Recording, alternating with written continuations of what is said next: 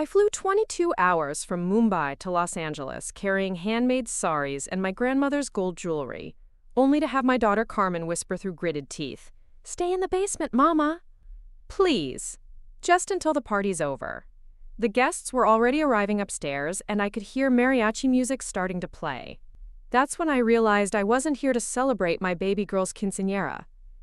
I was here to be erased from it. But what Carmen didn't know was that her shame was about to become her biggest mistake.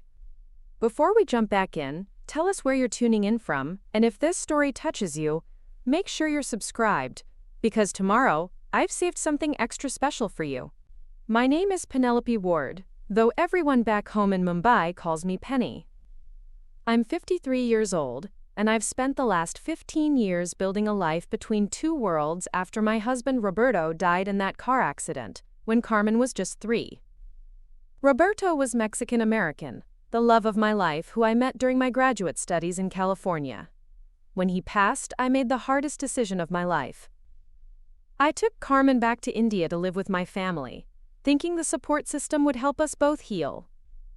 For 15 years, I worked as a software engineer for a tech company in Mumbai, video calling Carmen every single day, sending money for her education, her clothes, her dreams. Her aunt Sofia, Roberto's sister, had custody in Los Angeles, and I thought we had an understanding. Carmen would know both sides of her heritage. She would understand that her Indian mother loved her just as fiercely as her Mexican family did. The Quinceañera invitation arrived 3 months ago, written in Carmen's careful handwriting. "Mama, I want you here for the most important day of my life. Please come. I need you." I cried, reading those words, clutching the pink cardstock to my chest like it was Carmen herself. I immediately requested time off work, bought the plane ticket that cost nearly 2 months of my salary, and started planning. I spent weeks shopping in the markets of Mumbai, selecting the perfect gifts. I found a stunning red and gold lehenga for Carmen, hand-embroidered with intricate patterns that took artisans months to complete. I bought gold bangles that had been in my family for 4 generations, pieces that my own grandmother had worn at her wedding. I even commissioned a special portrait of Carmen and Roberto, painted by a local artist from a photo I'd treasured for years. The flight to Los Angeles was brutal, but I didn't mind. I sat in economy class, watching Bollywood movies and practicing my Spanish, wanting everything to be perfect for Carmen's special day. I imagined walking into that quinceañera venue, seeing my daughter in her beautiful dress, introducing her friends to her Indian mama who had traveled across the world just to celebrate her. When I landed at LAX, my sari was wrinkled and my eyes were swollen from the long flight, but my heart was soaring. I took a taxi straight to Sofia's house in East LA, where Carmen had been living. The neighborhood was exactly as I remembered it, filled with colorful houses and the smell of fresh tortillas from the corner market. I stood on the front porch with my 3 heavy suitcases, taking a deep breath before ringing the doorbell. Sofia answered the door, and for a moment, her face lit up with genuine warmth. "Penny, you made it!" She hugged me tight, and I felt some of the exhaustion from the journey melt away. "Carmen's going to be so surprised. She's been talking about you nonstop." I was led into the living room, which had been transformed into Quinceañera headquarters. There were decorations everywhere, pink and silver streamers hanging from the ceiling, centerpieces waiting to be arranged, and stacks of invitations on the coffee table. The whole house hummed with excitement and preparation. "Where is she?" I asked, looking around eagerly. "Where's my Carmen?" Sofia's expression shifted slightly, something I couldn't quite read crossing her face. "She's at the venue doing a final walkthrough with the event planner. She'll be back soon. Why don't you rest? You must be exhausted." I nodded, though rest was the last thing on my mind. I wanted to see my daughter, to hold her, to start celebrating immediately. But I understood that quinceañera planning was serious business, and Carmen was probably stressed about getting every detail perfect. Sofia showed me to the guest room, which was small but comfortable. I unpacked my saris carefully, hanging them in the closet and laying out the gifts I'd brought for Carmen on the dresser. Everything felt surreal, being back in this house where I'd spent the first 3 years of Carmen's life, where Roberto and I had been so happy before everything changed. 2 hours later, I heard the front door slam, and Carmen's voice calling out, "Tia Sofia, did the flowers arrive yet?" My heart jumped into my throat. This was it. This was the moment I'd been dreaming about for 3 months. I rushed downstairs, my face breaking into the biggest smile. "Carmen, my amor!" She turned around and, for just a split second, I saw pure joy flash across her face. She looked exactly like Roberto, with his warm brown eyes and that smile that could light up any room. But then something else replaced the joy, something that made my stomach clench with worry. "Mama?" Her voice was small, uncertain. "You're here already?" I laughed, spreading my arms wide. "Of course I'm here. Did you think I would miss your quinceañera? Come here, let me look at you." Carmen stepped into my embrace, but it felt stiff, awkward. She was taller than I remembered, more grown up, wearing ripped jeans and a crop top that would have scandalized my mother back in Mumbai. But she was still my baby girl, still the little 3-year-old who used to fall asleep in my lap while I sang her Hindi lullabies. "You look so beautiful," I whispered, holding her tight. "I can't believe you're going to be 15 tomorrow." When we finally pulled apart, I noticed Sofia watching us with an expression I couldn't decipher. Carmen glanced at her aunt, then back at me, and I sensed some kind of silent communication passing between them. "So," I said, clapping my hands together excitedly, "tell me everything. I want to hear about the dress, the venue, the guest list. I brought my camera, and I have so many gifts for you upstairs." Carmen's smile seemed forced now, and she kept looking toward Sofia as if asking for help. Mama, about that. Can we talk?" My excitement faltered slightly. "Of course, Beta. What's wrong?" Sofia cleared her throat. "I think I'll start dinner. You two catch up." She disappeared into the kitchen, leaving us alone in the living room surrounded by party decorations. Carmen sat down on the couch, patting the cushion next to her. I joined her, noting how she seemed to be choosing her words very carefully. "Mama, I'm so happy you're here," she began, and my heart lifted. "But I need to tell you something about tomorrow." "What is it, sweetheart?" She took a deep breath, and I saw her hands trembling slightly in her lap. "The quinceañera, it's going to be really traditional. Like, super Mexican traditional. And all my friends, they're going to be there, and their families and people from school." I nodded encouragingly. "That sounds wonderful. I can't wait to meet everyone." Carmen's face crumpled slightly. "Mama, the thing is, some of my friends, they don't really know about you. About India, I mean. They know my dad was Mexican and that he died, but I've never really talked about you living in Mumbai or anything like that." The words hit me like a physical blow. I felt my smile freezing on my face as I tried to process what she was telling me. "What do you mean they don't know about me?" "It's not that they don't know you exist," Carmen said quickly, her words tumbling over each other. "It's just that I've never explained the whole situation. About you moving to India, about the long-distance thing. It's complicated, you know." I stared at my daughter, feeling like the ground was shifting beneath my feet. "Carmen, what exactly are you saying?" She couldn't meet my eyes. "I was thinking, maybe for tomorrow you could just be Preparing and narrating this story took us a lot of time. So if you are enjoying it, subscribe to our channel. It means a lot to us.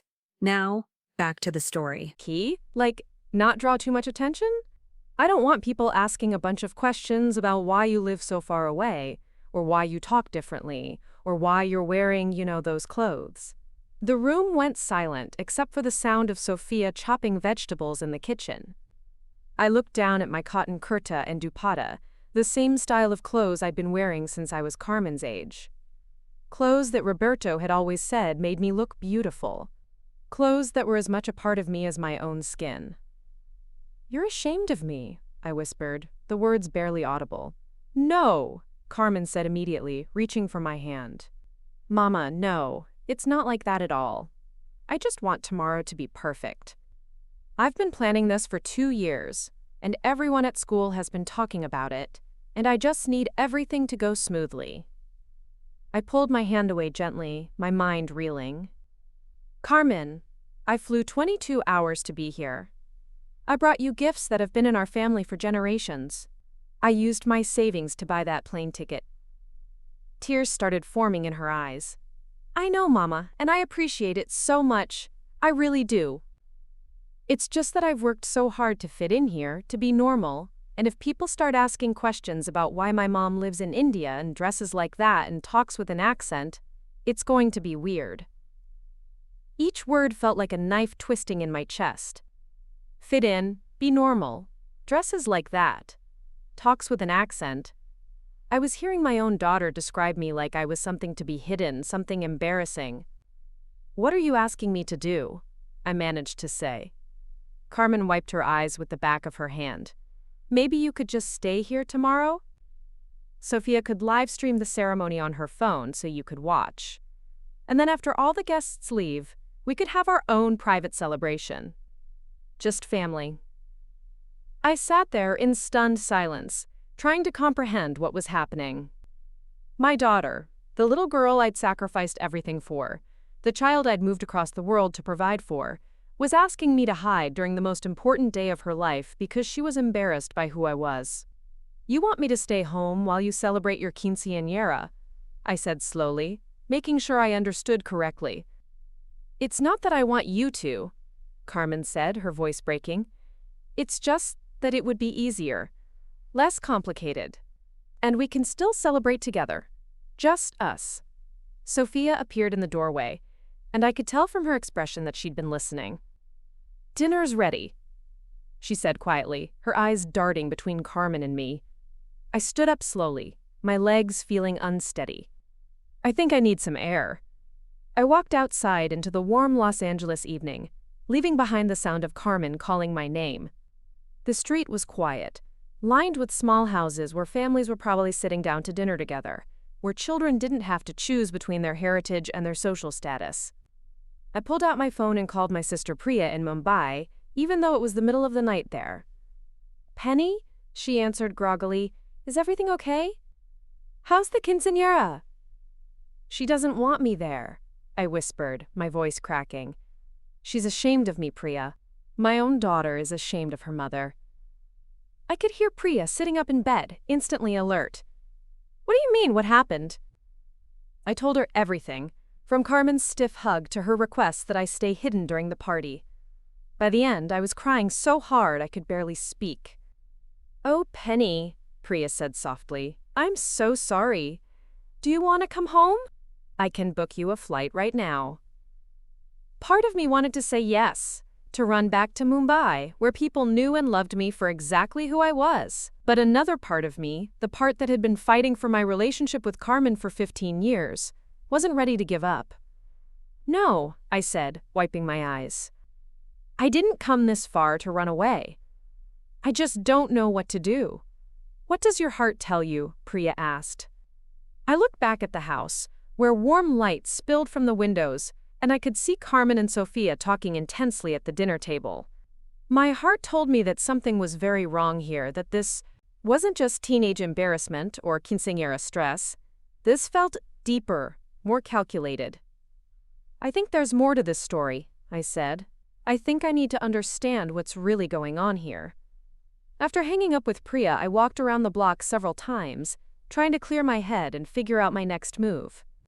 When I finally went back inside, Carmen was waiting for me in the living room, her eyes red from crying. Mama, I'm sorry, she said immediately. I know that came out wrong. I don't want you to think I'm ashamed of you. I sat down across from her, keeping my voice calm and measured. Then explain it to me, Carmen. Help me understand what's really happening here. She fidgeted with the hem of her shirt, not meeting my eyes. It's just that things are different here than they were when I was little. When I was 3, it didn't matter that you were Indian and Dad was Mexican. But now I'm in high school, and people notice things. They ask questions. What kind of questions? Like why my mom lives in another country, like why she left me here, like why she can't just be normal like everyone else's parents. The word, normal, hit me like a slap. Carmen, I didn't leave you. We made a decision together, remember? After your father died. You needed stability, family support. Sofia offered to help raise you while I got back on my feet financially. It was supposed to be temporary. But it wasn't temporary, Carmen said, her voice rising slightly. It's been 15 years, Mama. 15 years of video calls and money transfers and birthday presents, shipped from across the world. All my friends have parents who come to their school events and drive them places and know their teachers' names. I felt like she'd reached into my chest and squeezed my heart with her bare hands. I wanted to come back sooner, you know that. But the visa process was complicated, and then you seemed so settled here, so happy. I was happy, Carmen said quietly. But I was also confused. Do you know what it's like to have to explain to people why your mom lives in India? They look at me like I'm some kind of charity case, like you abandoned me. I never abandoned you, I said, my voice shaking. I called you every single day. I sent money for everything you needed. I visited whenever I could get time off work. You visited twice in 15 years, Mama. Twice. The accusation hung in the air between us, and I felt the familiar weight of guilt settle on my shoulders. She was right, of course. I had only managed to visit twice. Once when she was 8, and once when she was 11. The flights were expensive, the time off work was hard to arrange, and each visit had been so emotionally difficult that it took me months to recover. Carmen, I did the best I could, I said quietly. I was grieving your father, trying to build a career, trying to make enough money to support us both. I thought staying in Mumbai was the right choice for our family. Well, maybe it was right for you, Carmen said, and there was an edge to her voice that I'd never heard before. But it wasn't right for me. Do you have any idea what it's been like growing up without my mom? Having to pretend like it's normal that my parent lives on the other side of the world? I stared at my daughter, seeing her clearly for perhaps the first time since I'd arrived. This wasn't just about the quinceañera or teenage embarrassment. This was about 15 years of accumulated resentment, 15 years of feeling abandoned, 15 years of having to explain a situation that even she didn't fully understand. Carmen, I said softly, I know I made mistakes. I know the situation wasn't ideal. But I'm here now. I flew across the world to be here for your quinceañera, because I love you, and I want to celebrate this important moment with you. She looked at me then, really looked at me, and I saw so much pain in her eyes that it took my breath away. But don't you see, Mama? That's exactly the problem. You show up for the big moments, the quinceañera, the special occasions. But where were you for the everyday stuff? Where were you when I got my first period and was too embarrassed to ask Sofia for help? Where were you when kids at school made fun of my accent when I spoke Spanish? Where were you when I cried myself to sleep because I missed my dad so much it felt like I couldn't breathe? Each question was like a dagger to my heart. I had missed so much, so many crucial moments in my daughter's life. I had tried to make up for it with phone calls and gifts and money, but now I was beginning to understand that it hadn't been enough. It could never have been enough. I was working, I whispered. I was working so hard to build a life that could support us both, to save money so that maybe someday we could be together again. But when was someday going to come? Carmen asked, tears streaming down her face.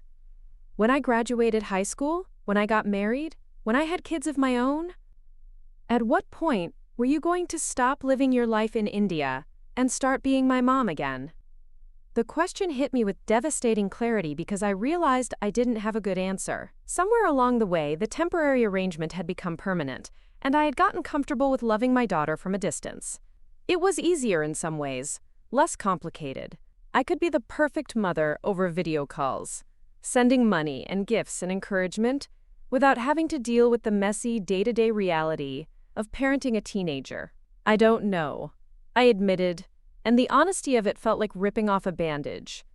I honestly don't know, Carmen. I think I was scared. Scared of what? Scared of disrupting your life here. Scared of taking you away from Sofia and this family that you'd built. Scared of not being enough after being away for so long. Scared that you wouldn't need me anymore. Carmen wiped her nose with the back of her hand, looking suddenly very young despite her 15 years. But I did need you, Mama. I needed you every single day. We sat in silence for a long moment, both of us crying, both of us finally being honest about the pain that had been building for years. I wanted to reach out and hold her, but I wasn't sure if I had the right anymore. So, what happens now? I asked finally. With the quinceañera? With us? Carmen took a shaky breath. I don't know. All my friends are expecting this perfect party tomorrow. Everyone's gonna be there, taking pictures, posting on social media. I've been planning this for 2 years, Mama. 2 years of dreaming about this day, and now it's all complicated, because you're here and I don't know how to explain any of this to people. What if you didn't have to explain? I suggested gently. What if I just came as your mother, and if people asked questions, we answered them honestly? Carmen's face paled. You don't understand. It's not that simple. These people, they have expectations. They have ideas about what a quinceañera family looks like, and we don't fit that picture.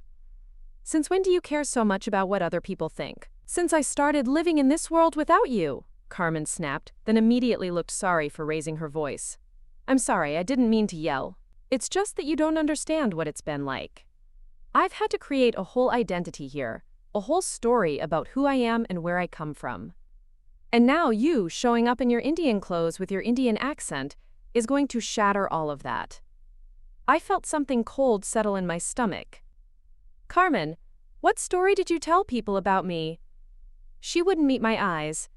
I told them you lived far away for work. I never said where exactly. And when they asked why I didn't visit more often, I said you were busy, that you had important responsibilities. I could see where this was going, and I didn't like it. What else did you tell them? Carmen fidgeted with her hands, clearly uncomfortable. I might have implied that you were more like Dad. You know, that you were Mexican too. The words hit me like a physical blow. My own daughter had erased my heritage, my identity, my entire existence as an Indian woman, just to make her story easier to tell. You told people I was Mexican, I said, my voice barely above a whisper. Not exactly, Carmen said quickly. I'm mid-date. Just didn't correct them when they assumed. And when they saw pictures of Dad and me, they just figured you were Mexican too, since you weren't in the photos. I stood up abruptly, pacing to the window. Outside, the neighborhood looked the same as it had an hour ago, but everything felt different now. I understood now why Carmen wanted me to stay hidden, why my presence at the quinceañera would be such a problem. It wasn't just about teenage embarrassment. It was about the fact that my very existence would expose years of lies she'd been telling about our family. So when your friends see me tomorrow, I said slowly, wearing my sari, speaking with my accent, they're going to realize that everything you've told them about your family is a lie. Carmen burst into fresh tears. I didn't mean for it to get this complicated. It just happened gradually. People would make assumptions, and it was easier to let them believe what they wanted to believe than to explain the whole messy truth. I turned to face her, feeling older than my 53 years. And what is the messy truth, Carmen? That your mother is Indian? That you're half Indian? That your heritage includes both cultures, both countries? It's not that I'm ashamed of being Indian, Carmen said desperately. It's just that I don't feel Indian. I don't speak Hindi, I don't know the culture, I can't even cook Indian food. When people ask me about that part of my heritage, I have nothing to say because you never taught me any of it. Her words cut deep because they were true. In my effort to help Carmen fit into her Mexican-American family, I had never insisted on teaching her about Indian culture. I had let Sofia and her family take the lead in raising Carmen, thinking it would be easier for everyone involved. You're right, I said quietly. I should have done better. I should have made sure you knew about both sides of your heritage. But you didn't, Carmen said, her voice small and hurt. And now I'm stuck in the middle. Not Mexican enough for some people, not Indian enough for others, and definitely not normal enough for anyone. I sat back down, reaching for her hands. This time she let me take them. Carmen, there's nothing wrong with being complicated. There's nothing wrong with having a heritage that spans 2 continents. That makes you special, not broken. But I don't feel special, she whispered. I feel confused and ashamed and angry all the time. Angry at Dad for dying, angry at you for leaving, angry at myself for not being able to figure out how to be proud of who I am. My heart broke for this girl, this young woman who had been carrying so much pain and confusion for so many years. I had been so focused on providing for her financially that I had failed to see how much she was struggling emotionally and culturally. "I'm sorry," I said, squeezing her hands. "I'm so sorry, Carmen. I should have done better. I should have come back sooner. I should have made sure you felt proud of every part of yourself." We sat there holding hands while she cried, and I felt the weight of 15 years of mistakes settling on my shoulders. But underneath the regret and the pain, I also felt something else: determination.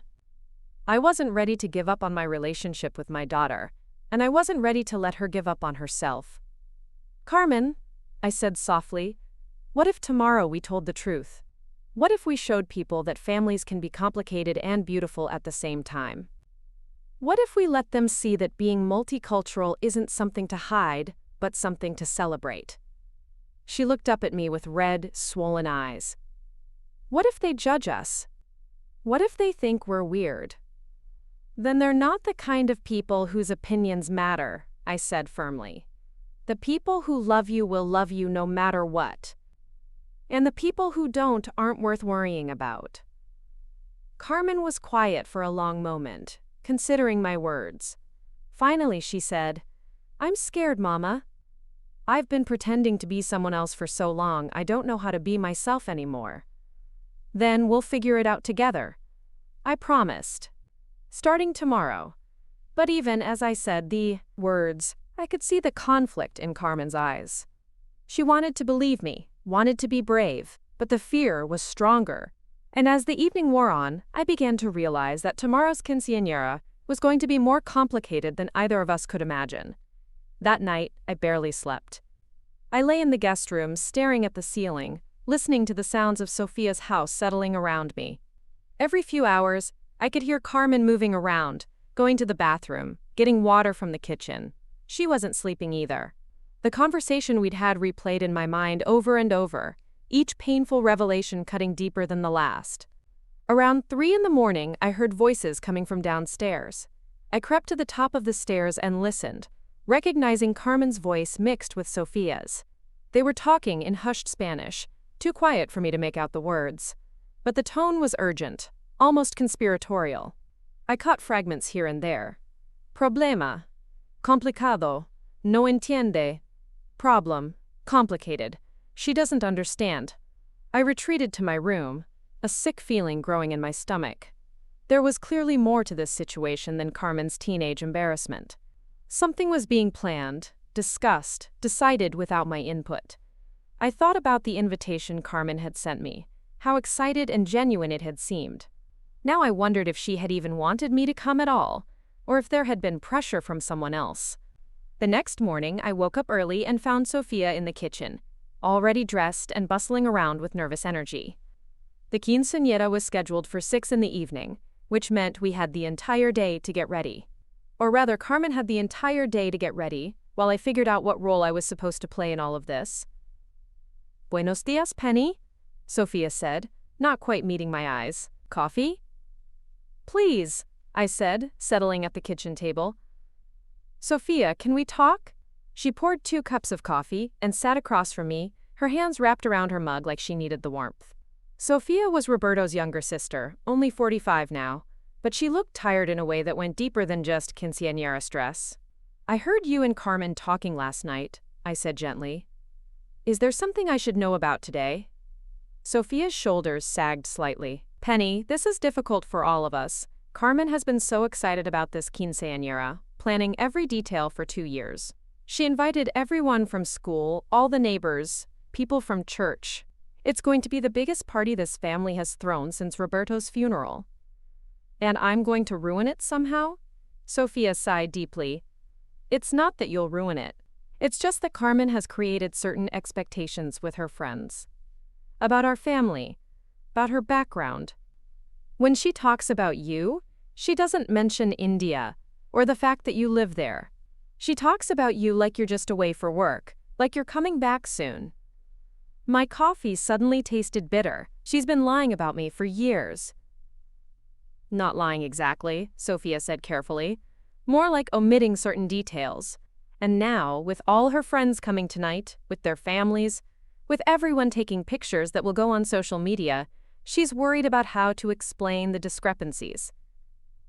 Discrepancies, I repeated, the word feeling foreign in my mouth. You mean me.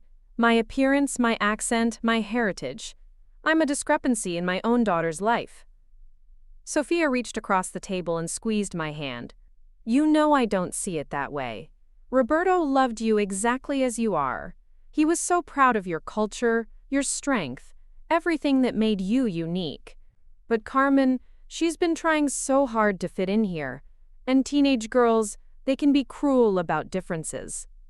I pulled my hand away, anger starting to simmer in my chest. So the solution is to hide me? To pretend I don't exist?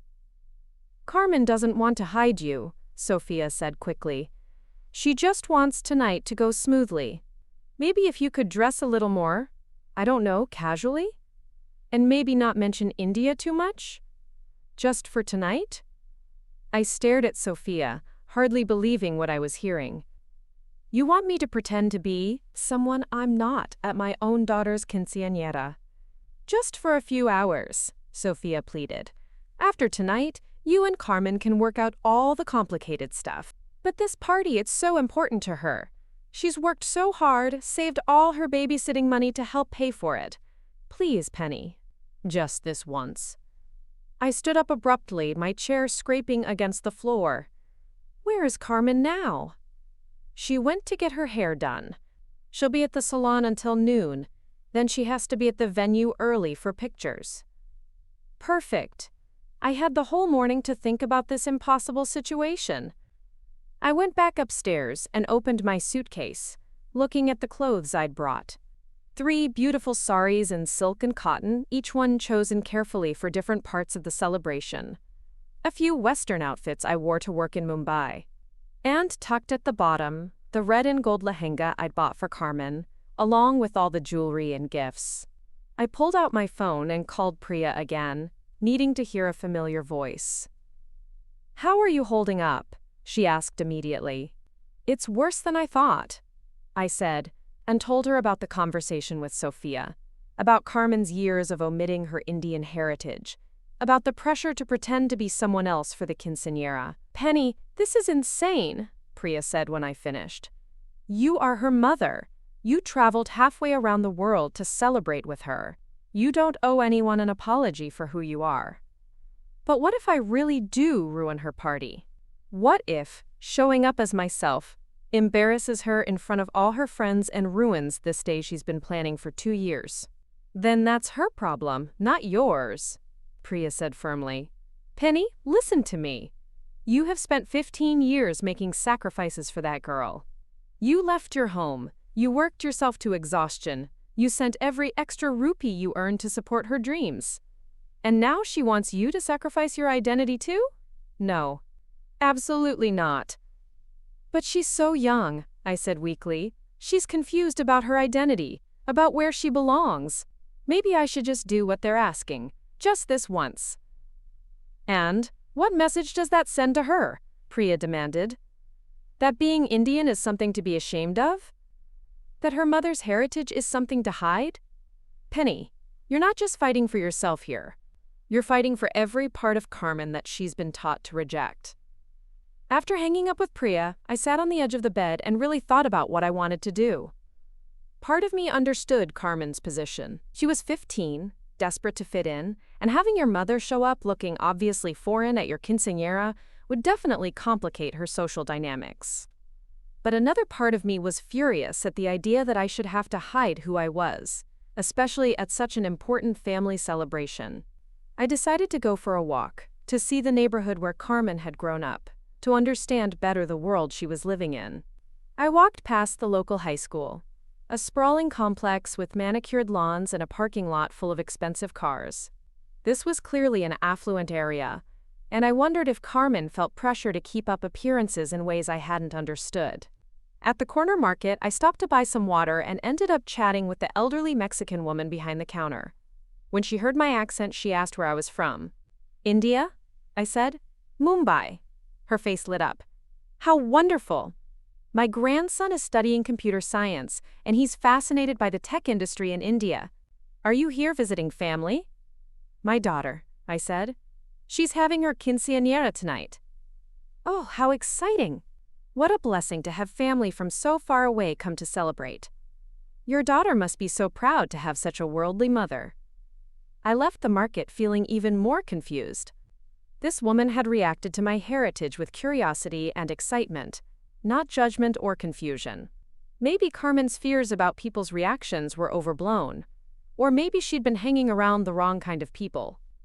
When I got back to the house, Carmen was there, fresh from the salon with an elaborate updo that made her look startlingly adult. She was sitting at the kitchen table with Sofia, both of them looking serious. Mama, Carmen said as soon as she saw me, we need to talk. I sat down, bracing myself for whatever was coming next. I've been thinking about last night, Carmen began, her voice carefully controlled, about what you said, about telling the truth and being proud of our heritage. My heart lifted slightly. Yes, and I've decided that you're right. I should be proud of where I come from, all of where I come from. Carmen, that's wonderful, I said, reaching for her hand. She pulled back slightly.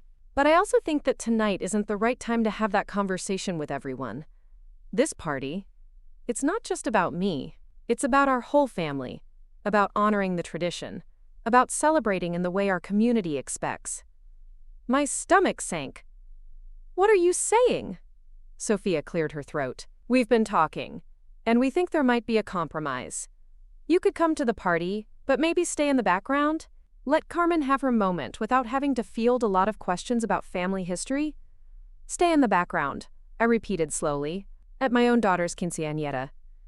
Just for the main celebration, Carmen said quickly. During the ceremony, the speeches, the traditional dances. You could watch from the side, take pictures, enjoy the party. And then afterward, during the reception, we could introduce you to people gradually. Maybe just say you're visiting from out of town for work. Visiting from out of town for work, I said, my voice flat. Not visiting from India to celebrate my daughter's quinceañera. Carmen's eyes filled with tears.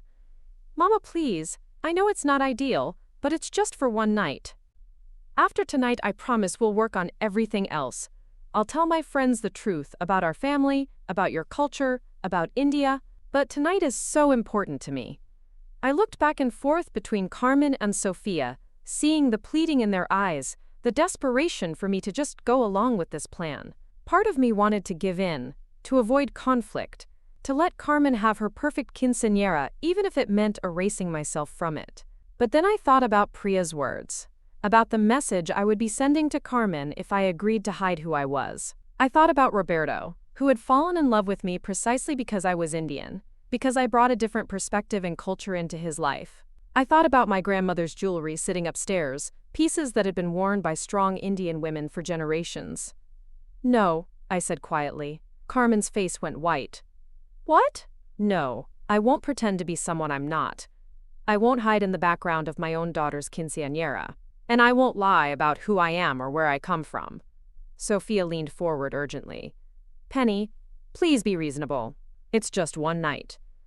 It's never just one night, I said, standing up. If I do this now, what's next? Do I hide my heritage at Carmen's graduation? At her wedding? When she has children of her own? At what point does my daughter get to acknowledge that her mother is Indian? Carmen burst into tears. You're ruining everything. This is supposed to be the most important day of my life, and you're making it all about you. Her words hit me like a slap, but I forced myself to stay calm. Carmen, I love you more than anything in this world. I want your quinceañera to be everything you've dreamed of, but I won't sacrifice my identity to make other people comfortable. Then maybe you shouldn't come at all, Carmen said, her voice cold and final. The silence that followed was deafening. Sofia looked between us with horror, clearly not expecting the conversation to escalate this far. Carmen, Sofia said quietly, that's not what we discussed. No, it's fine, Carmen said, wiping her eyes angrily. If Mama wants to be stubborn about this, If she cares more about making a point than about my happiness, then maybe it's better if she doesn't come. I felt like I'd been punched in the stomach. After everything I'd sacrificed, after flying 22 hours to be here, my daughter was uninviting me to her quinceañera because I refused to pretend to be someone else. "Is that really what you want?" I asked quietly.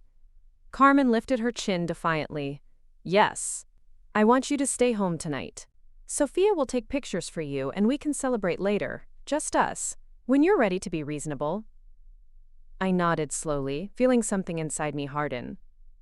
"Okay, Carmen. If that's what you want." I walked upstairs to the guest room and closed the door, my hands shaking with anger and hurt.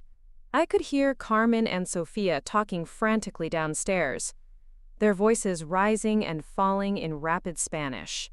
At one point I heard Sofia say firmly, "Carmen, you can't do this to your mother," but Carmen's response was too quiet for me to make out. I lay down on the bed and stared at the ceiling, trying to process what had just happened. My daughter had officially uninvited me from her quinceañera, rather than acknowledge my heritage in front of her friends. The little girl I'd raised, the child I'd sacrificed everything for, was choosing her social status over her relationship with me. But underneath the hurt and anger, something else was stirring. A cold, determined fury that I recognized from my early days in Mumbai, when I'd had to fight for every opportunity, every promotion, every scrap of respect, in a male-dominated industry. Carmen thought she could manipulate me into hiding, into being ashamed of who I was. She had no idea who she was dealing with. An hour later, there was a soft knock on my door. "Penny?" Sofia's voice was gentle, apologetic. "Can I come in?" I opened the door to find Sofia looking miserable, her eyes red from crying. "I'm so sorry," she said immediately. "Carmen is being completely unreasonable. I tried to talk to her, but she's so worked up about tonight, she's not thinking clearly." "Where is she now?" "She left for the venue. She has to be there early for pictures with the court of honor and the family portraits." Sofia paused, then added quietly, "She asked me to make sure you didn't come." "And are you going to honor that request?" Sofia sat down heavily on the edge of the bed.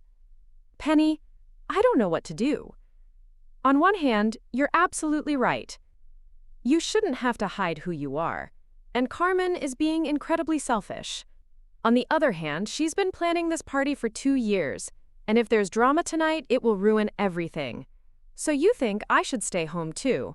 I think," Sofia said carefully, "that maybe you should give Carmen some time to cool down. Let her have her party tonight, and tomorrow we can all sit down and have a real conversation about family and heritage, and what it means to be proud of who you are." I studied Sofia's face, trying to read what she wasn't saying. "Sofia, is there something else going on here? Something you're not telling me?" She hesitated, then sighed deeply. "Carmen's boyfriend will be there tonight, Marcus. His family is very traditional, very conservative. They've been dating for 8 months, and Carmen is crazy about him. And Marcus's family has very specific ideas about what kind of girl he should be with. They're not exactly open-minded about cultural differences. The pieces started falling into place. Carmen is afraid that if Marcus's family sees me, if they realize she's half Indian, it will affect her relationship with him." Sofia nodded miserably. "She's terrified that his parents will decide she's not good enough for their son. And honestly, knowing that family, she might be right." I felt a surge of rage so intense it made me dizzy. So my daughter is choosing a boy and his narrow-minded family over her own mother and heritage. She's 15, Penny. She's in love for the first time. She's not thinking clearly about the long-term consequences of her choices. Then maybe it's time she learned about consequences, I said quietly. Sofia looked at me nervously. "What do you mean?" I stood up and walked to my suitcase, pulling out the red and gold lehenga I'd bought for Carmen. It was absolutely stunning, with intricate embroidery and beadwork that had taken months to complete. Along with it, I pulled out my grandmother's jewelry, heavy gold, earrings, bangles that chimed softly when they moved, and a necklace that had been worn by 4 generations of women in my family. "Penny, what are you doing?" I began laying out my own clothes. My most beautiful silk sari in deep purple with gold thread, matching jewelry, and the small bindi collection I always traveled with. I'm getting ready for my daughter's quinceañera, I said calmly. Sofia's eyes widened. But Carmen said she doesn't want you there. Carmen is 15 years old, and she's making decisions based on fear and shame. As her mother, it's my job to show her a better way, even if she doesn't want to see it right now. Penny, if you show up tonight, there's going to be a scene. Carmen will be furious. Good, I said, my voice steady and determined. Maybe it's time for Carmen to be furious.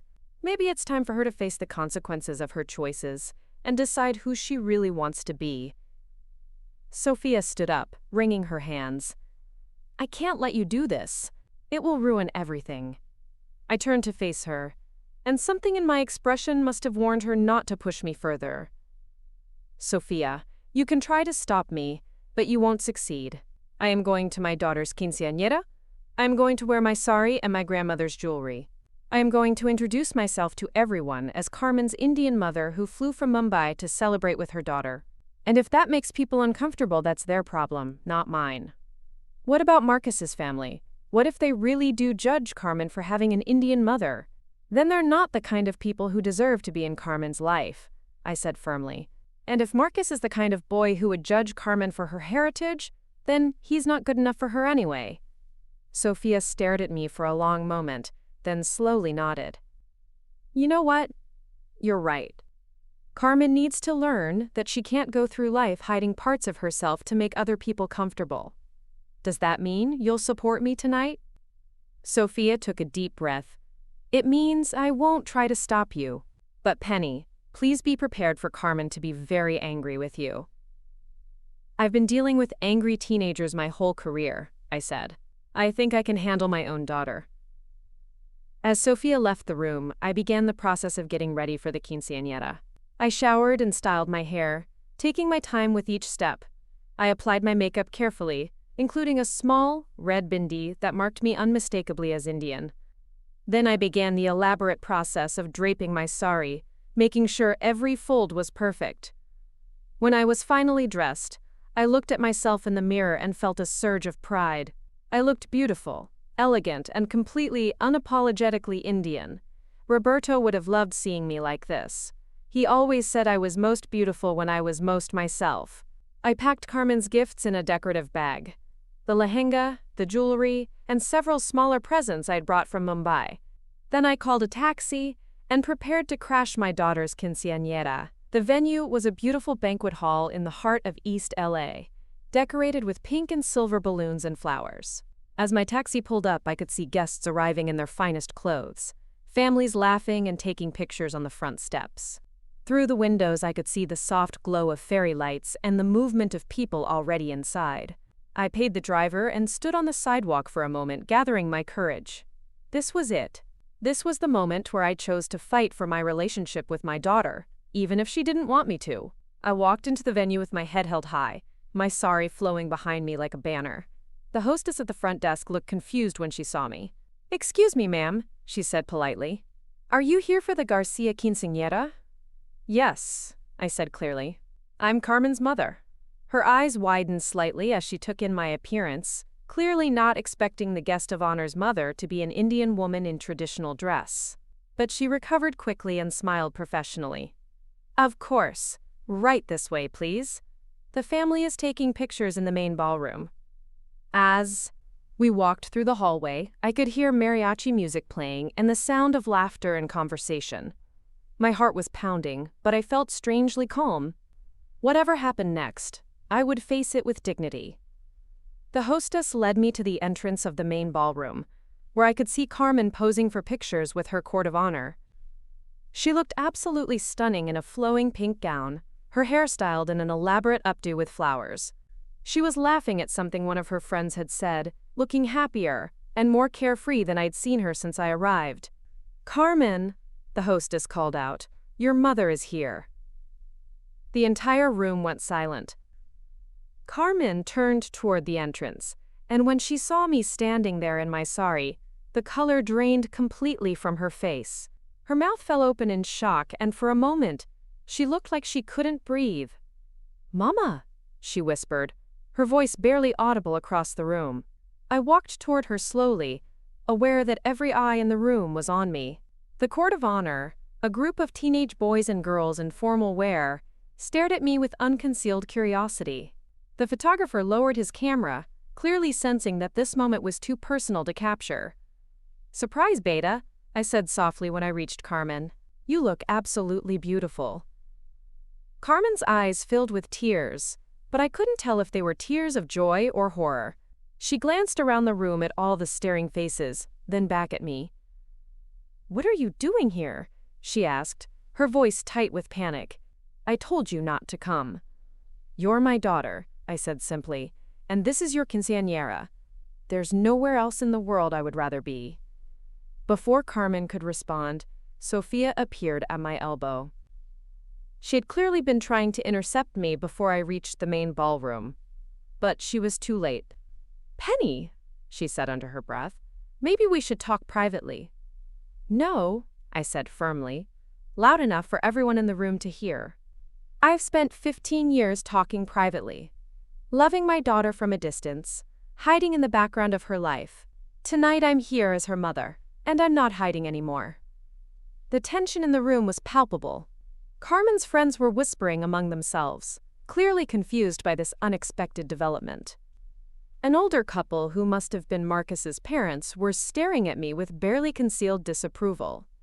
Carmen took a shaky breath and stepped closer to me. "Mama, please," she whispered urgently. "Can we just talk outside for a minute?" "Of course," I said.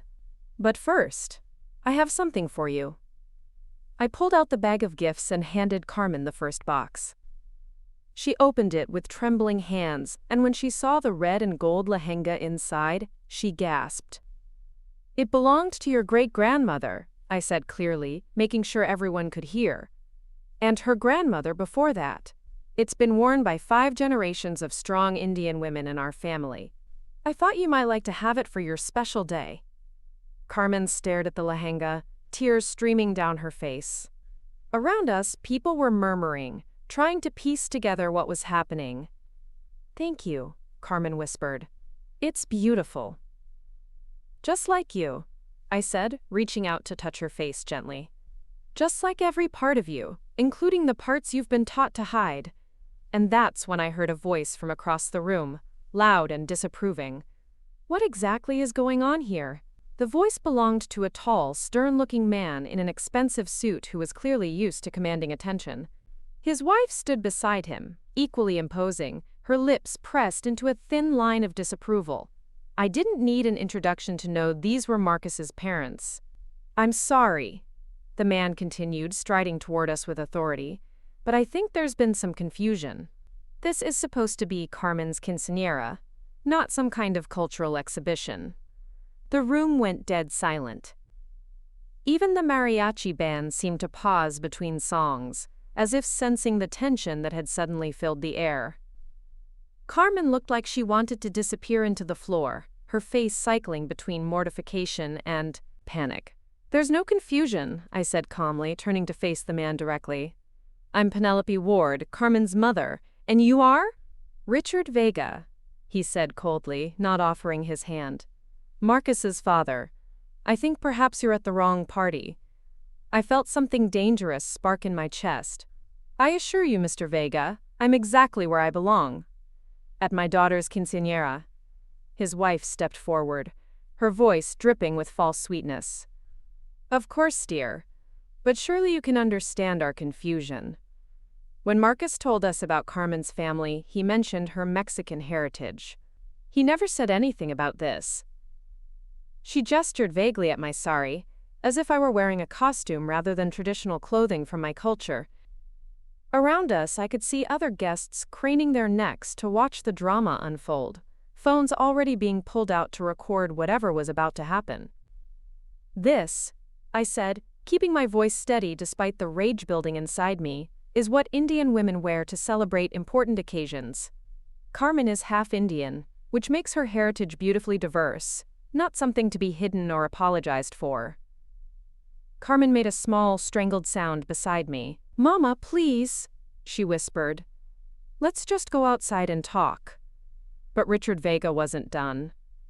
"Look, I'm sure you're a lovely person, but this is highly inappropriate. Carmen told us her mother lived far away for work, not that she was some kind of foreign immigrant who would show up dressed like this to a traditional Mexican celebration."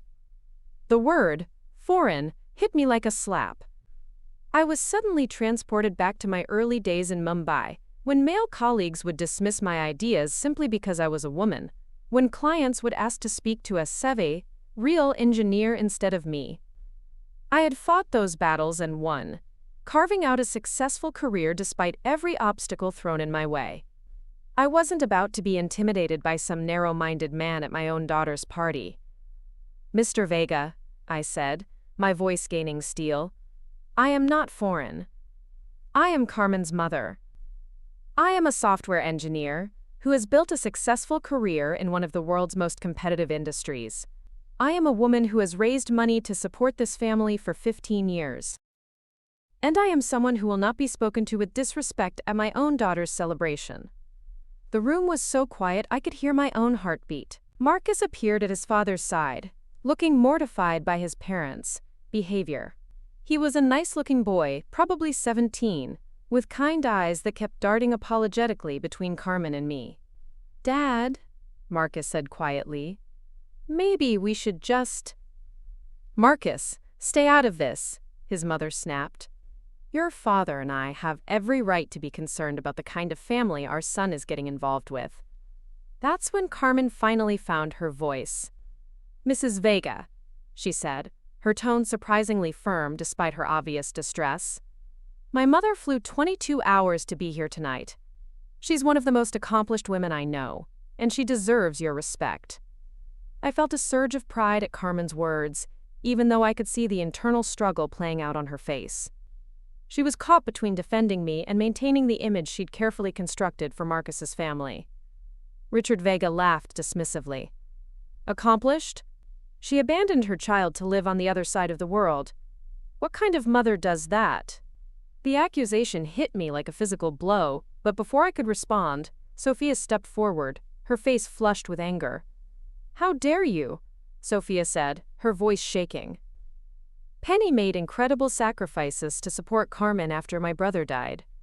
She worked herself to exhaustion to make sure Carmen had everything she needed. Don't you dare question her commitment to her daughter." "Then where has she been for the past 15 years?" Mrs. Vega interjected. "What kind of mother misses her child's entire childhood?" The questions were ones I'd asked myself 1,000 times, the guilt I carried every single day. But hearing them thrown at me as weapons by these strangers, in front of my daughter and a casa, room full of people, ignited something fierce inside me. "The kind of mother," I said, my voice carrying across the entire ballroom, "who makes impossible choices to ensure her child's future. The kind of mother who works 16-hour days to send money for quinceañera dresses and school supplies and college funds. The kind of mother who video calls her daughter every single day for 15 years, even when the time difference means staying up until 3 in the morning or waking up at 5. The kind of mother who loves her child enough to let her be raised by people who could give her stability when I couldn't." Tears were streaming down Carmen's face now, and several guests were openly staring at the Vegas with disapproval. But Richard Vega wasn't backing down. "That's a lovely story," he said sarcastically, "but it doesn't change the fact that you've disrupted this entire celebration with your inappropriate appearance and behavior.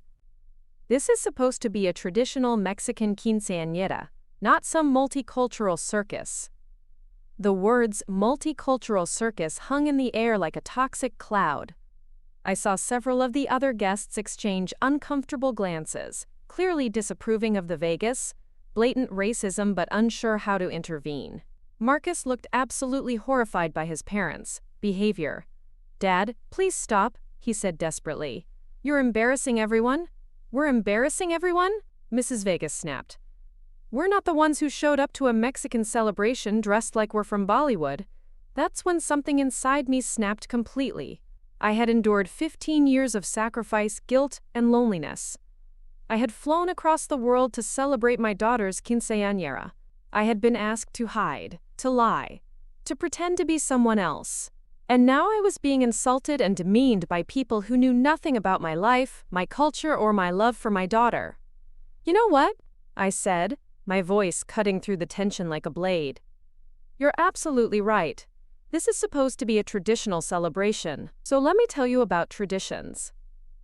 I walked to the center of the ballroom, and the crowd naturally formed a circle around me.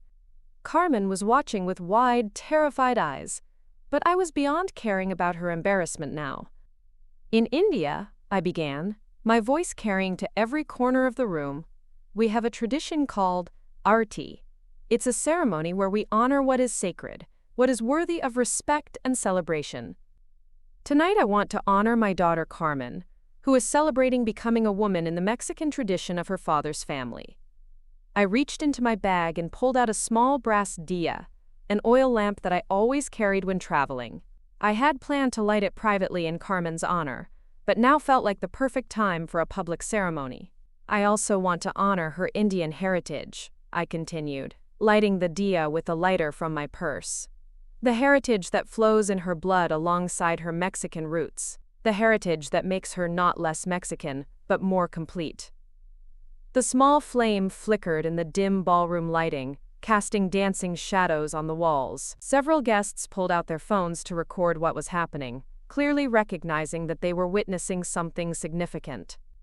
"Carmen Esperanza Garcia Ward," I said, using her full name including the ward she had inherited from me. "You are the daughter of Roberto Garcia, a proud Mexican-American man who loved his culture and his family with all his heart. You are also the daughter of Penelope Ward, a proud Indian woman who has carried the traditions of her ancestors across oceans and through generations." Carmen was sobbing now, but she wasn't trying to stop me. Something had shifted in her expression. A recognition, perhaps, of what I was trying to do. "You are not half of anything," I continued, walking slowly around the circle of guests, the dia held high. "You are wholly Mexican and wholly Indian. You are a bridge between worlds, a living symbol of love that transcends borders and cultures. You are exactly what this world needs more of. Someone who proves that identity is not about choosing sides, but about embracing the fullness of who you are." I could see that my words were having an impact on the guests. Many were nodding along, some were wiping away tears, and even Marcus was looking at Carmen with what appeared to be new admiration. But the Vegas were furious. "This is ridiculous," Richard Vegas said loudly. "Marcus, we're leaving. This family is clearly not what we expected." "Good," I said, turning to face him directly. "Because we wouldn't want Carmen to associate with people who think her heritage is something to be ashamed of." Marcus looked between his parents and Carmen, his face torn with conflict. For a moment I thought he might actually choose his parents and leave with them, but then he stepped away from his father and moved closer to Carmen. "Dad, I'm staying," he said quietly but firmly. "Carmen is amazing exactly as she is, and if you can't see that, that's your problem, not hers." Mrs. Vega gasped as if Marcus had physically struck her. "Marcus Antonio Vega, you get in that car right now or there will be consequences." "Then I guess there will be consequences?" Marcus said, reaching for Carmen's hand. "Because I'm not leaving." The Vegas stared at their son in shock, clearly not expecting him to choose Carmen over their approval. After a moment of tense silence, Richard Vegas straightened his tie and fixed me with a cold stare. "This isn't over," he said ominously. "Our families have been part of this community for generations. We have influence here. You'll regret making an enemy of us." "Mr. Vega," I said calmly, "I faced down boardrooms full of men who thought they could intimidate me with threats and posturing. You don't scare me. What scares me is the thought that my daughter might have grown up thinking she needed to hide parts of herself to earn your approval." The Vegas stormed out of the ballroom, leaving behind a crowd of guests who were still processing what had just happened. For a moment the silence was deafening. Then, slowly, one person started clapping. Then, another. Then, the entire room erupted in applause. Carmen stood in the center of it all, tears streaming down her face, still holding Marcus's hand. She looked at me across the circle of guests, and for the first time since I'd arrived in Los Angeles, I saw something in her eyes that looked like pride. The mariachi band, who had been watching the drama unfold with professional politeness, suddenly launched into a spirited rendition of Las Mañanitas, the traditional Mexican birthday song. The mood in the room shifted instantly from tension to celebration, as if everyone was eager to move past the unpleasantness and focus on what they had actually come here for. Carmen walked toward me slowly, still crying but smiling now too. When she reached me, she threw her arms around my neck and held me tight. "I'm sorry, Mama," she whispered in my ear. "I'm so sorry for everything." "There's nothing to apologize for," I whispered back, stroking her hair. "You're young, and you were scared. But you don't ever have to be scared of who you are again."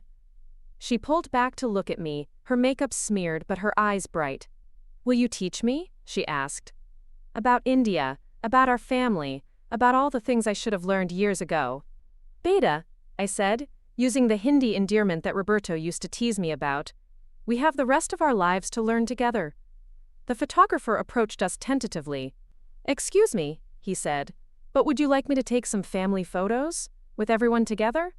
I looked around the room and realized that what had started as a disaster had somehow transformed into something beautiful.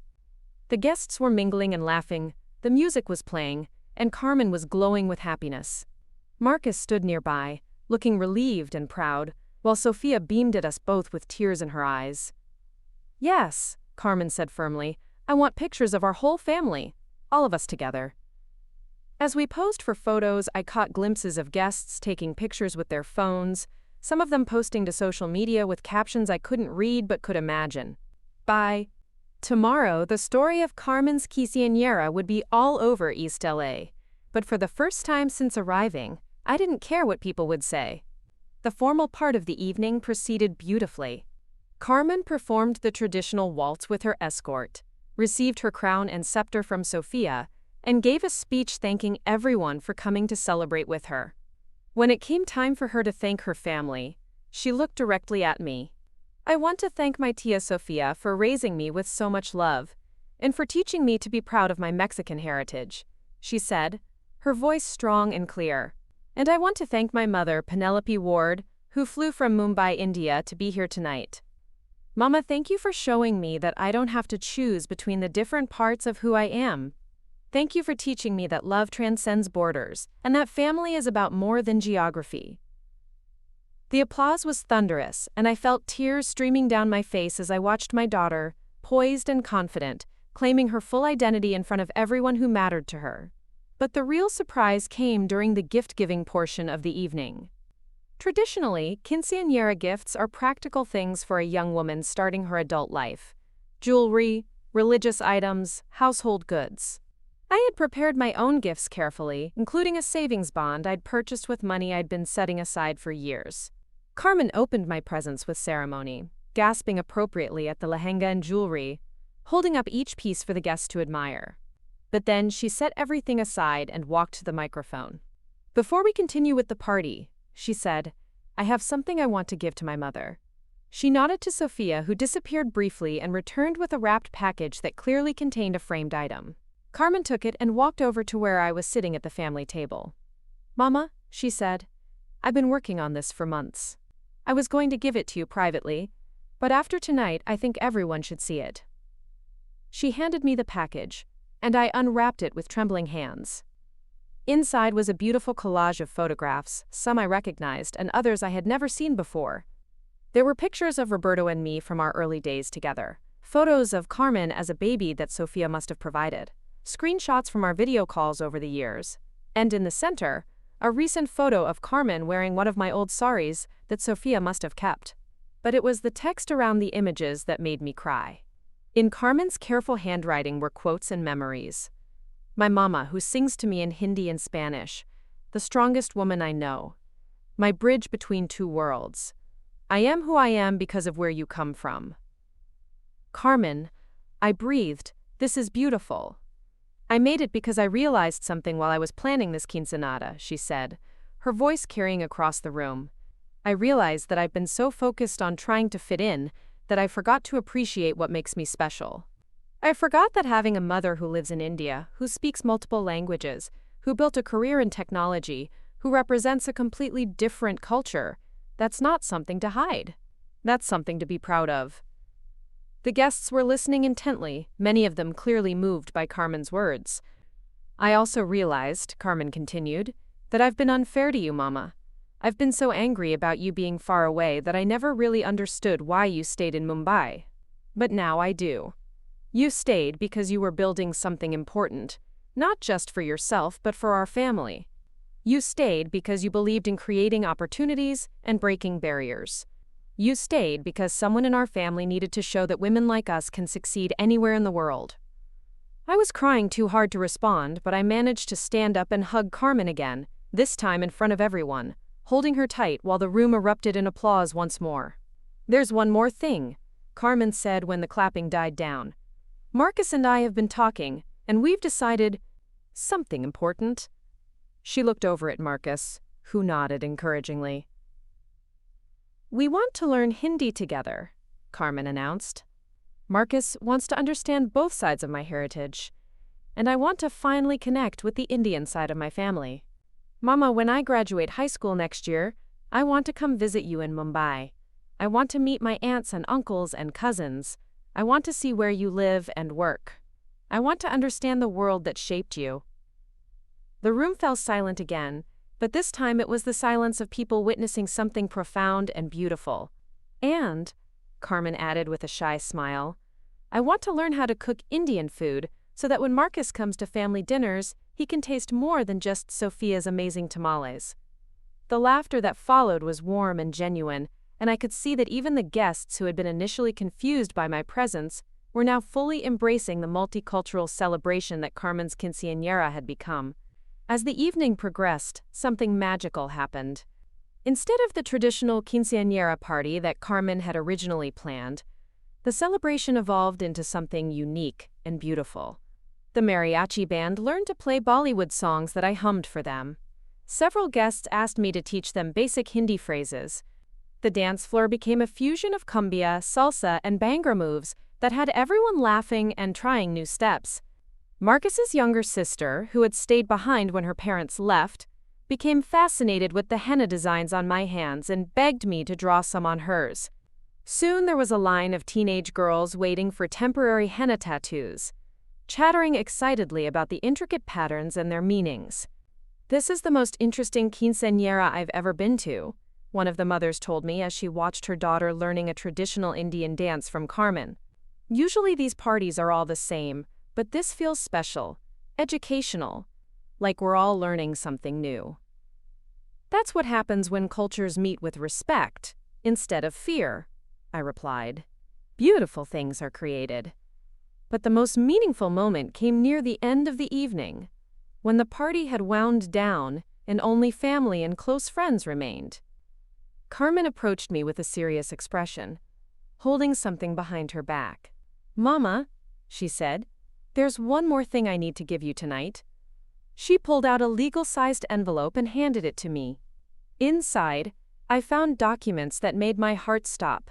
Visa application forms for Carmen to visit India, already filled out and signed. I've been working on this for weeks, Carmen said quietly. I applied for a tourist visa to India, and I've been saving money from my part-time job at the coffee shop. I want to come see you this summer, if you'll have me. I stared at the papers, hardly believing what I was seeing. Carmen, this must have cost a fortune in application fees. Marcus helped me, she admitted, and Sofia, and some of my friends whose families pitched in. Everyone wanted to support the trip once I explained why it was important to me. I looked around at the faces surrounding us. Sofia, who was beaming with pride. Marcus, who was looking at Carmen with obvious admiration. The friends and family members who had apparently been in on this secret plan to reunite me with my daughter, not just for one night, but for an extended visit. But what about your summer job? I asked. Your plans with friends? Mama, Carmen said, taking my hands in hers. I've spent 15 years making plans that didn't include you. I think it's time I made some plans that did. As I held my daughter and felt the weight of those visa papers in my hands, I realized that tonight had been about much more than a quinceañera.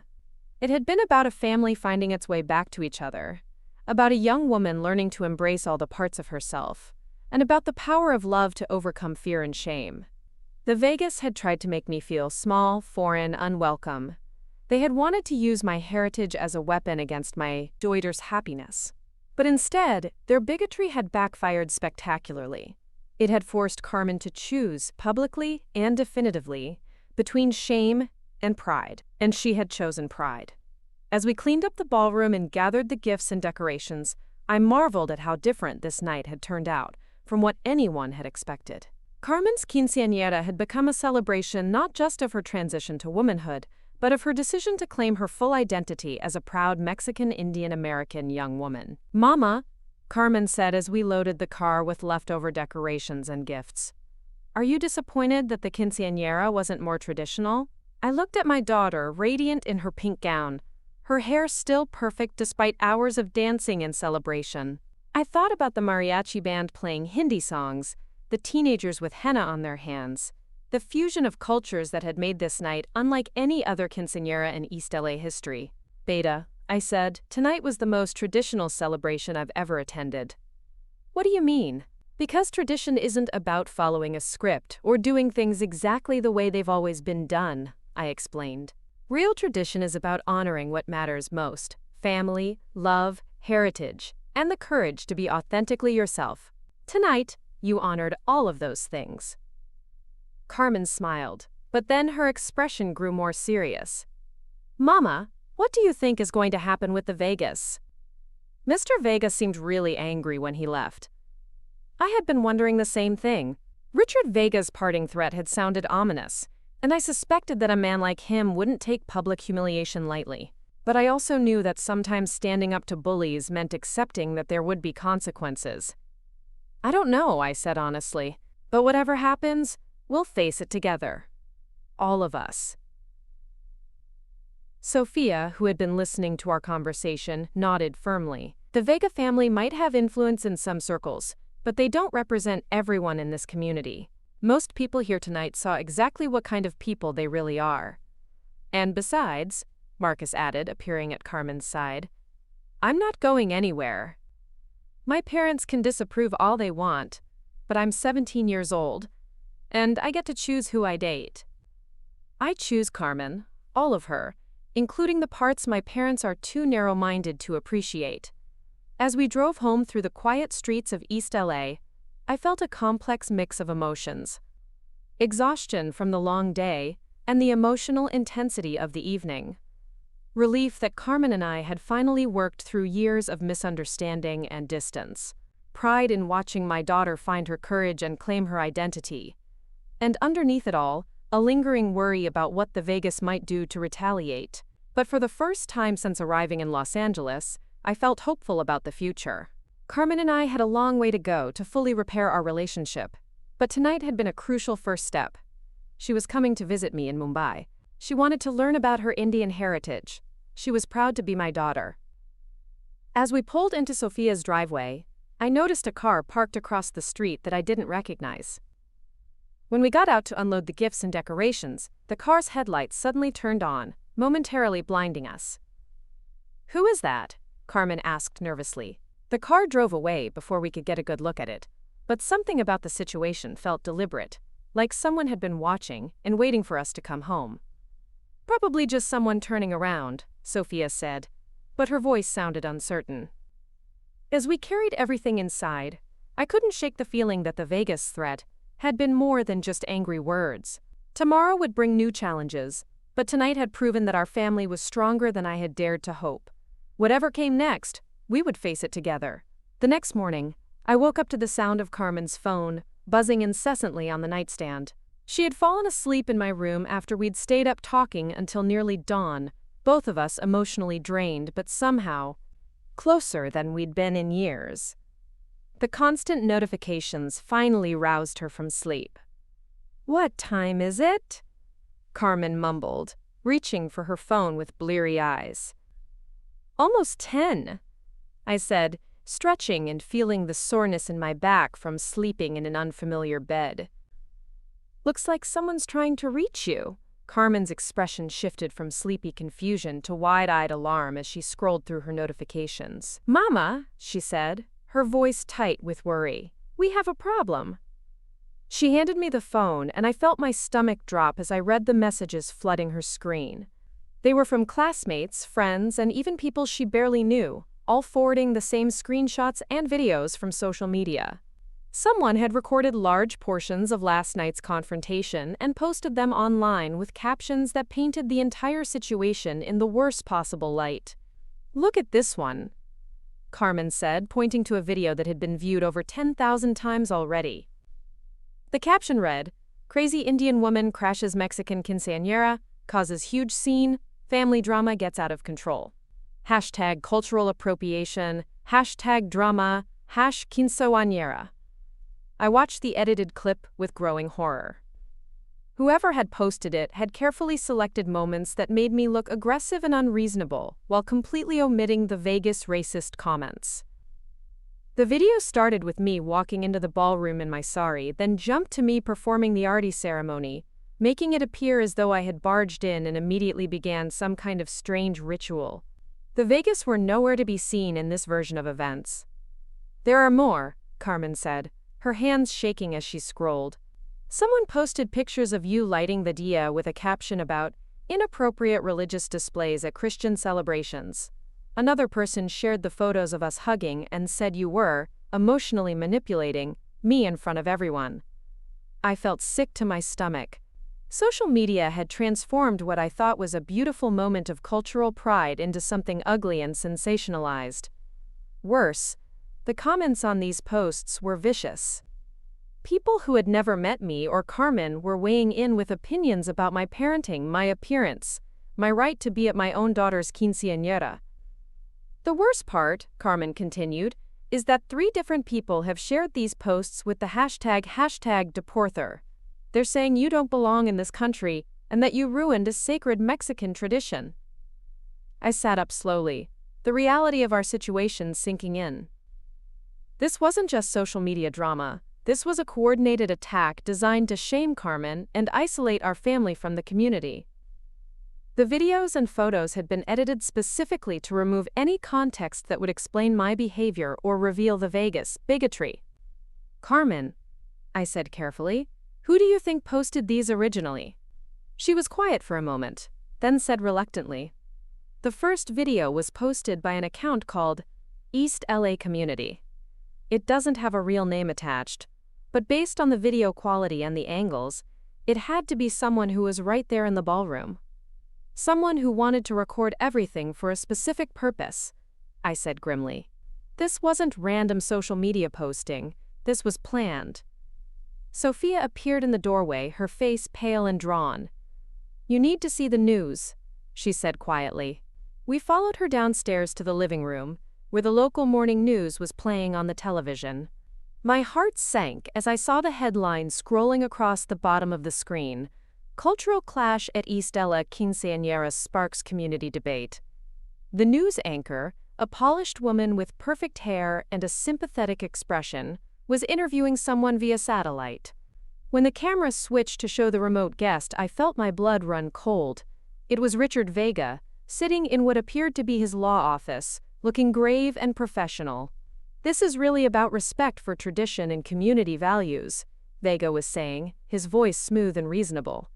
"The Hispanic community in East Los Angeles has worked hard to preserve our cultural celebrations, and when someone comes in from outside and tries to impose their own traditions, it creates confusion and conflict." "Mr. Vega," the anchor said, "you were present at this quinceañera. Can you tell us what happened from your perspective?" "My family and I attended to support Carmen, who my son has been dating," Vega replied, managing to sound both concerned and slightly wounded. "We've known this family for months, and we were led to believe this would be a traditional Mexican celebration. Instead, we witnessed what can only be described as cultural appropriation, with someone performing Hindu rituals in the middle of a Catholic quinceañera ceremony." I felt Carmen grab my arm as we watched Vega systematically distort everything that had happened the night before. He made no mention of his racist comments, his demands that I leave, or his threats. Instead, he He painted himself as a concerned community member, trying to protect cultural traditions from outside interference. The young lady's mother, Vega continued, apparently lives in India and has had minimal involvement in her daughter's life. For her to suddenly appear and try to inject Indian culture into a Mexican celebration felt inappropriate and, frankly, selfish. This was supposed to be Carmen's special day, and instead it became about her mother's need for attention. The anchor nodded sympathetically. There are some who say this is about immigration and belonging. How do you respond to that? This isn't about immigration, Vega said smoothly. This is about respect. If someone chooses to live in another country for 15 years while their child grows up here, they can't expect to waltz back in and demand that our community change its traditions to accommodate them. I was shaking with rage by the time the segment ended. Vega had expertly positioned himself as the defender of Mexican culture, while painting me as an outsider, trying to appropriate and disrupt traditional celebrations. He had completely rewritten the narrative, making himself the victim and me the aggressor. That lying snake, Sofia said furiously. He's making it sound like you crashed the party uninvited and started performing religious ceremonies without permission. Carmen was crying again, overwhelmed by seeing our private family drama broadcast on television and twisted beyond recognition. Mama, what are we gonna do? Everyone's going to believe him.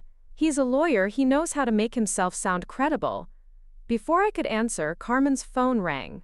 She looked at the caller ID and her face went even paler. It's Principal Martinez from school. She answered the call with a trembling voice, and I could hear the principal's serious tone even from across the room. The conversation was brief and devastating. Carmen hung up and looked at us with tears streaming down her face. I'm suspended, she said quietly, pending an investigation into disruptive social media content that's affecting the school environment.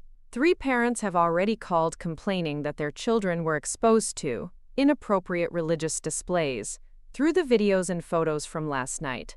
I felt like the walls were closing in around us. In less than 12 hours, we had gone from a beautiful celebration of cultural pride to being branded as disruptive outsiders who didn't respect community values. The Vegas had turned Carmen's quinceañera into a weapon against our entire family. This is unbelievable, Sofia said, pacing the living room. Carmen gets suspended because her mother attended her quinceañera? What kind of school policy is that? It's not really about school policy, Carmen said miserably. It's about public pressure. If enough parents complain, the school has to do something to show they're taking it seriously. I sat down heavily on the couch, feeling the weight of responsibility crushing down on me. My decision to attend the quinceañera, to wear my sari, to perform the arti ceremony, had triggered a chain reaction that was now destroying Carmen's life. She was being punished for my choices, suspended from school, humiliated online, and isolated from her community. I'm so sorry, Beta, I said quietly. This is all my fault. No, Carmen said fiercely, wiping her eyes. Don't you dare apologize for being proud of who you are. The Vegas did this, not you. They recorded everything on purpose. They edited the videos to make you look bad, and now they're using their influence to punish us for standing up to them. But if I had just stayed home like you asked, then I would have learned that being ashamed of my heritage was the right choice, Carmen interrupted. Mama, what happened last night was beautiful. I finally felt proud of every part of myself for the first time in years. I'm not going to let them take that away from us. Sofia nodded firmly. Carmen's right. This is exactly the kind of bullying behavior we should have expected from people like the Vegas. They can't stand being challenged, so they're trying to destroy us. My phone rang, and I was surprised to see an unknown Los Angeles number. When I answered, a professional female voice introduced herself as Jessica Chen, an investigative reporter for the LA Times. Ms. Ward, she said, I've been following the story about your daughter's quinceañera, and I'd like to get your side of what happened. The narrative being presented on social media and local news seems very one-sided. I hesitated, unsure whether talking to a reporter would make things better or worse. I don't know if that's a good idea. Our family has been through enough already. I understand your reluctance, Jessica said, but I've done some research on Richard Vega and his family. This isn't the first time they've used their influence to target families they disapprove of. Last year, they successfully had a Mexican-American teacher fired for incorporating Day of the Dead celebrations into her curriculum because they claimed it was too indigenous and not respectful of Catholic traditions. This information hit me like a bolt of lightning. The Vegas had a pattern of attacking people who didn't fit their narrow definition of acceptable culture and behavior. Carmen's quinceañera wasn't an isolated incident. It was part of a larger campaign of cultural gatekeeping. "Ms. Chen," I said, "what exactly are you proposing? I'd like to interview you, your daughter, and anyone else who was present last night. I want to tell the real story of what happened, including the racist comments made by the Vegas and their attempt to exclude you from your own daughter's celebration. I also want to investigate their history of using their influence to silence and punish families in the Latino community." I looked at Carmen and Sofia, both of whom were listening intently to my side of the conversation. Carmen nodded encouragingly, her eyes bright with determination. "Okay," I said, "but I want complete editorial control over how my family is portrayed. We've been through enough misrepresentation already." "Absolutely," Jessica agreed. "This story deserves to be told accurately and with respect for everyone involved." We spent the next 3 hours with Jessica Chen, recounting every detail of the quinceañera from our perspective.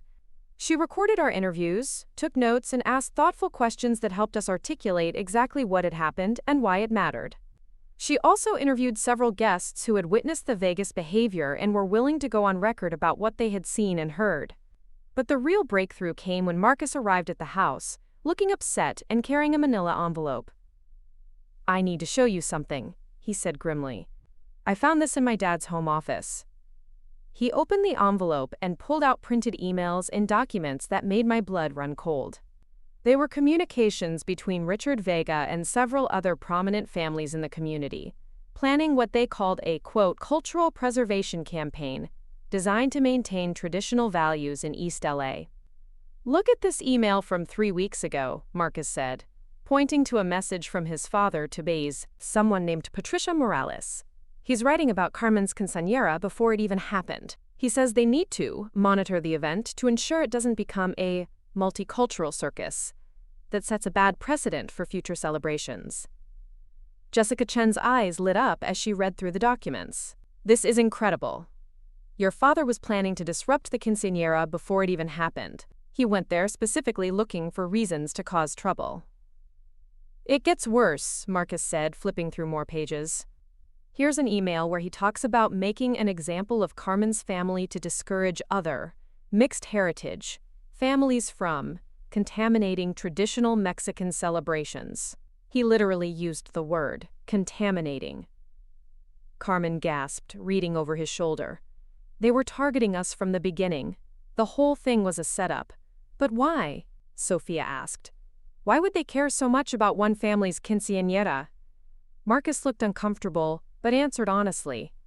"Because my dad is running for city council next year, and his whole platform is about preserving traditional Latino values in East LA.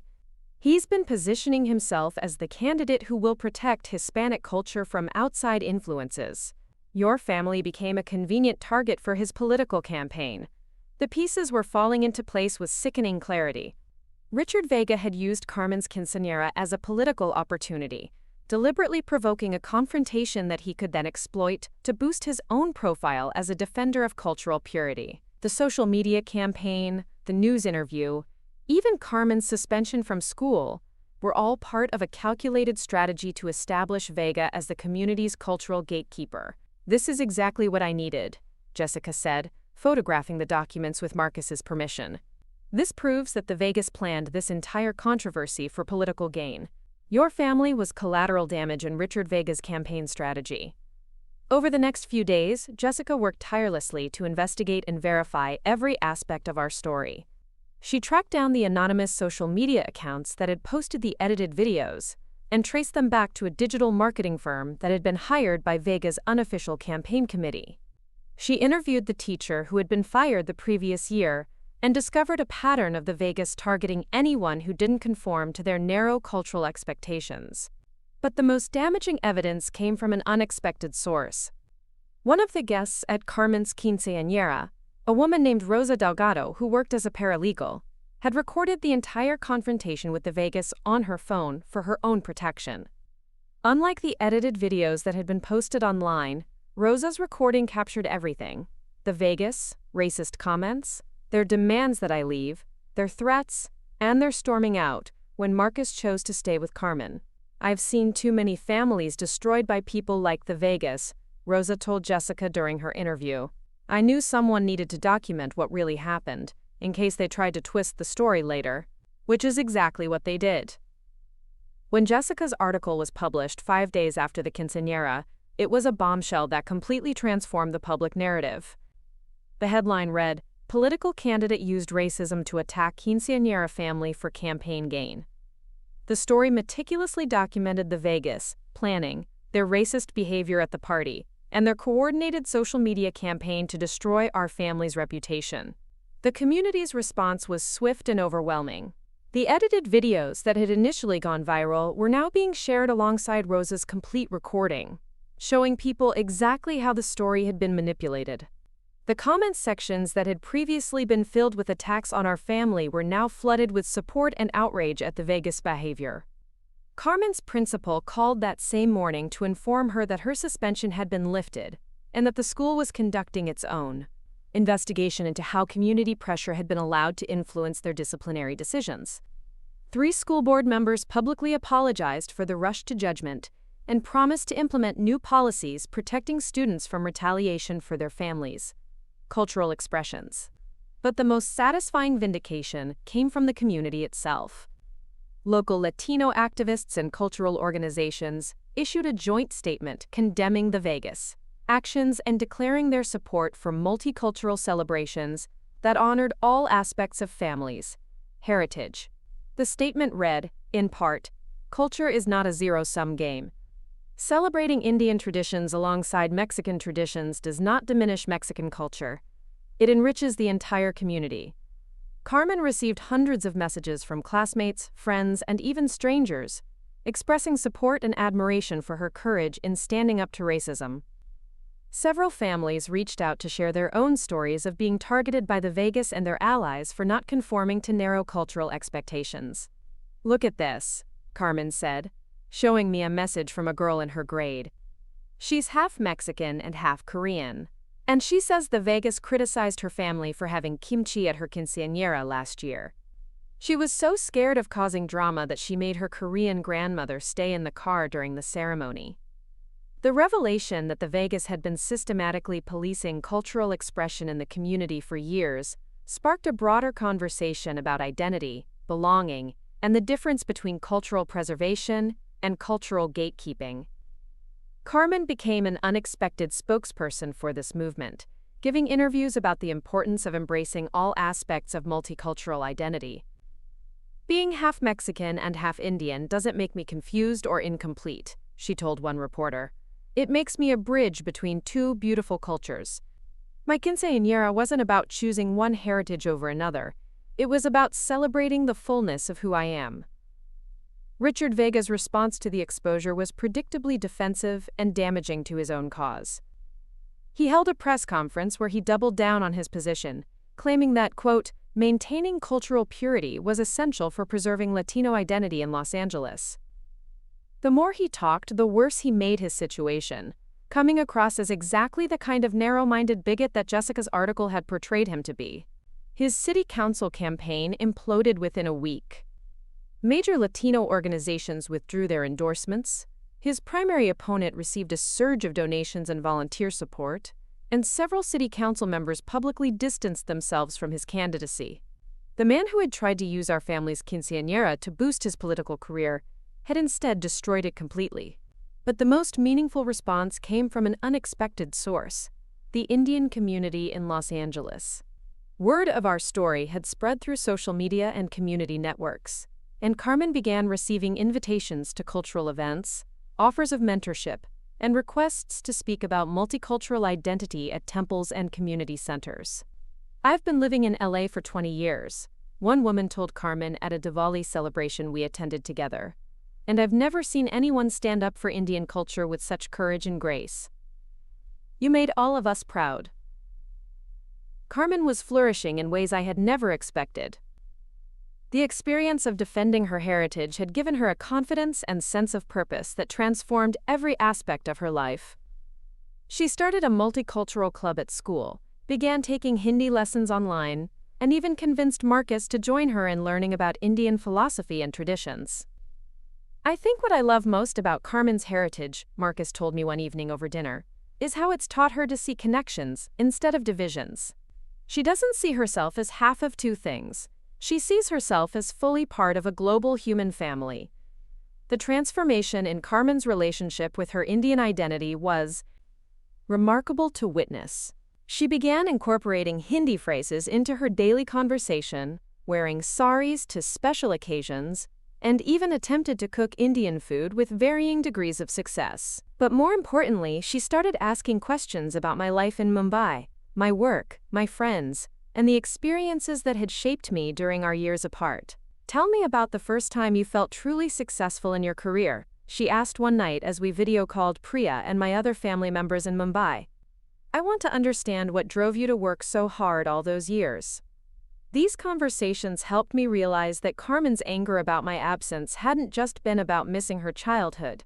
It had been about not understanding why I had made the choices I made. Now that she was older and could appreciate the complexities of adult decisions, she was beginning to see my sacrifices as expressions of love rather than abandonment.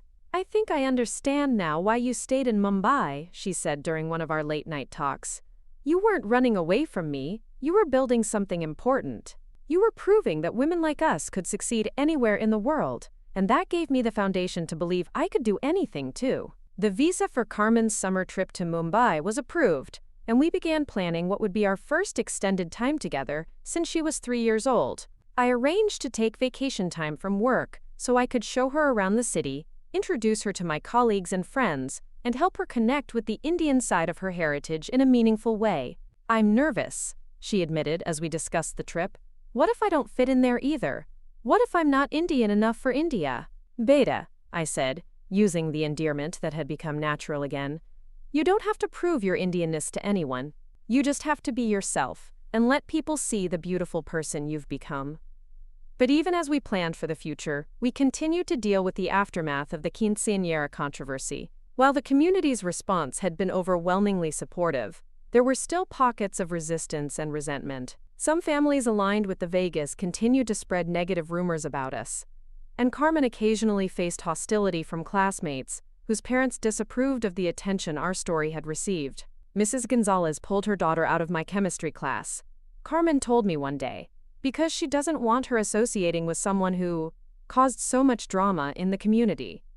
These incidents hurt, but they also reinforced our conviction that we had done the right thing by standing up to the Vegas bullying. Each family that chose division over understanding only highlighted the importance of the conversations we had started about cultural inclusion and respect. The most challenging moment came when Marcus informed us that his parents were threatening to cut off his college funding if he continued dating Carmen. The financial pressure was significant. Marcus came from a wealthy family and had been counting on their support to attend UCLA in the fall. "I don't care," Marcus told us firmly. "I'll take out student loans, I'll work part-time, I'll figure it out. I'm not going to let them control my life with their money." Carmen was torn between admiration for Marcus's principles and guilt about the sacrifices he was making for their relationship. "Maybe we should take a break," she suggested. "Just until college, until you're more independent from your parents." "Absolutely not," Marcus replied. "That's exactly what they want. They're hoping they can pressure me into choosing money over my values. But I'd rather struggle financially than compromise who I am." In the end, Marcus didn't have to make that sacrifice. His story became part of Jessica Chen's follow-up reporting on the Vegas attempts to control and manipulate families in the community, and several Latino business leaders stepped forward to offer Marcus scholarships and internship opportunities. The community that had initially been divided by the Vegas narrative ultimately rallied around young people who had shown courage in standing up to bigotry. "It's like the whole controversy backfired on them completely," Sofia observed. "They tried to use Carmen's quinceañera to divide the community, but instead it brought people together around shared values of inclusion and respect. 6 months later, I returned to Los Angeles for Carmen's high school graduation. This time, there was no drama, no controversy, no need to defend my presence or my heritage. I sat in the audience wearing a beautiful blue sari, surrounded by Sofia's family and new friends we had made in the community, watching my daughter receive awards for academic excellence and community leadership. During her valedictorian speech, Carmen spoke about the importance of embracing complexity and rejecting simple narratives about identity and belonging. She talked about the quinceañera that had changed her life, not because of the party itself, but because of what it had taught her about courage, authenticity, and the power of standing up for what you believe in. "I used to think that being multicultural made me complicated," she said, her voice carrying clearly across the packed auditorium.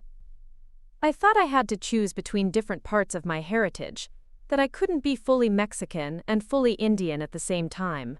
But I learned that complexity is a gift, not a burden. The world needs people who can build bridges between cultures, who can find common ground across differences, who can prove that love is stronger than fear." As I listened to my daughter speak with such wisdom and confidence, I felt an overwhelming sense of pride and gratitude. The quinceañera that had started as a source of shame and conflict had ultimately become the catalyst for our family's transformation.